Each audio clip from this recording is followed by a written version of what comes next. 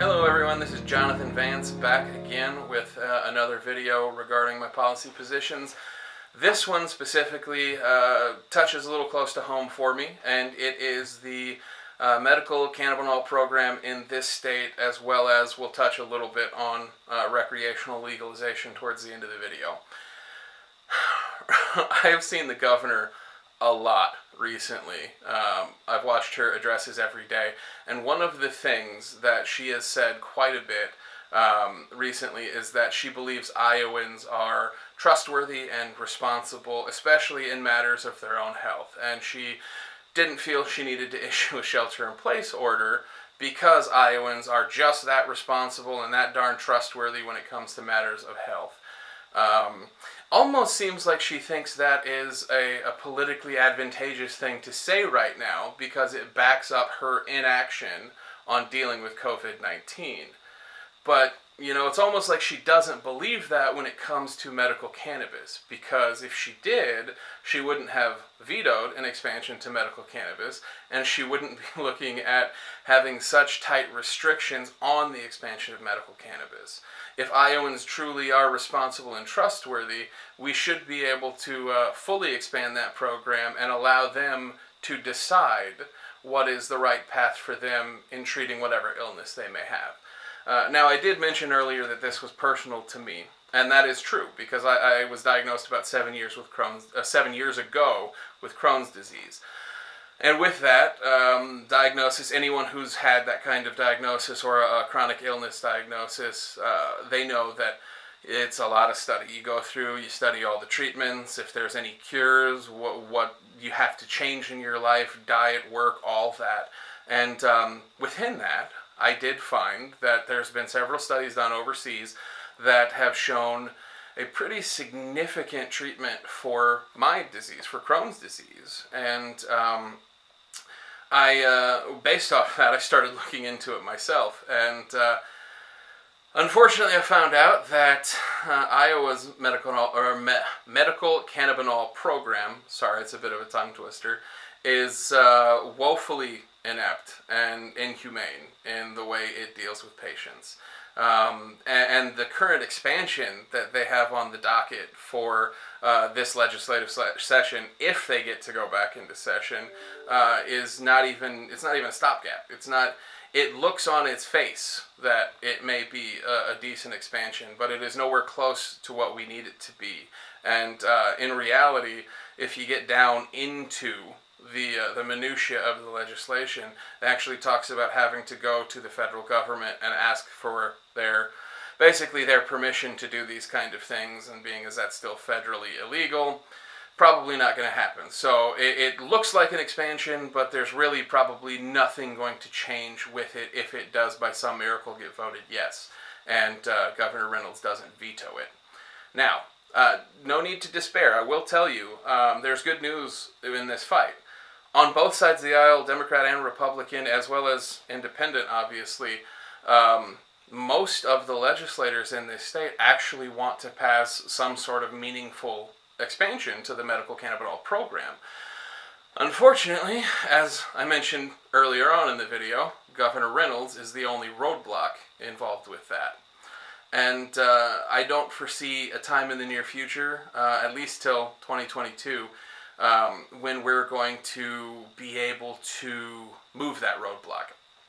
What we need to do in this situation is build a grassroots movement, which thankfully there already is. There's a significant movement towards not only the medical expansion, but the recreational legalization as well. And so we have that piece of the puzzle. Now we just need legislators who are going to go up to Des Moines and who are all going to build a coalition in-house to try and advance this legislation despite Reynolds' issues with it. We have polling that suggests that the majority of Iowans want an expansion. We have, to the medical program, we have polling that show the majority of Iowans support a recreational program. And so, at this point, if Reynolds would like to veto it moving forward, that becomes her actively disobeying the will of the people, actively overturning and ignoring the voice of the people regarding something we'd like to see for our state. And unfortunately, that is a lengthier road to take But if we force her to veto these bills, if we force her to say no to these things, she will have to deal with the consequences in her next election. So, another piece of this fight is the Medical Cannabinol Board. I believe the board is a wonderful idea in theory, but I feel in practice it has shown itself to be inconsiderate and inhumane to the needs of the patients. Right now we have a piece of law enforcement on that board and several doctors. Firstly, it is a medical board that should be considering science, should be considering studies, looking at dosages, things like that. And so in that conversation, law enforcement should have no voice. Law enforcement should have no decision-making power regarding, or advisory power regarding patients' medical needs. And so firstly, I would like to reform the board and remove that law enforcement piece from it. Aside from that, we have a variety of doctors on that board who are wonderful medical professionals, but have proven themselves to be partisan in their advising regarding the expansion of medical cannabinol. And that is simply because they have been looking to Governor Reynolds' office for signaling on what their suggestions should be, what she is or is not willing to veto or allow to pass and sign into law. And so we need that medical governing body to be nonpartisan. We need a group of people who are simply going to look at the facts, look at the needs of the patients, look at the studies from around the world, and then make a decision, make an advisement based off that, not caring for what Governor Reynolds will or will not do, but what the needs of the patients are. All right, that was a long piece, so I will try and shorten up the recreational side of it. Personally, I believe that we are not only ready, but we are wanting, according to polling, a recreational program in this state. And there is no real-world fact-based reason for that not to happen. There are currently 11 states in this country right now that have recreational programs, and all of those states have dispelled any of the concerns or myths that have gone around with a legalized recreational program. Kids are not using it more. We have not seen a rise in vehicular crime regarding OWI, DUI, anything like that, or operating while under the influence. As a matter of fact, in the states where it has been legalized, we have seen an overall rate of drug-related crime go down. Not only that, but in those states we have also seen the opioid epidemic go down as well. When people have the option to use cannabis instead of these heavier drugs, they are choosing that. And so beyond that, we have the economic benefit. The cannabis is projected to be a $23.5 or so billion industry. And so I don't know why we wouldn't want our piece of the tax pie.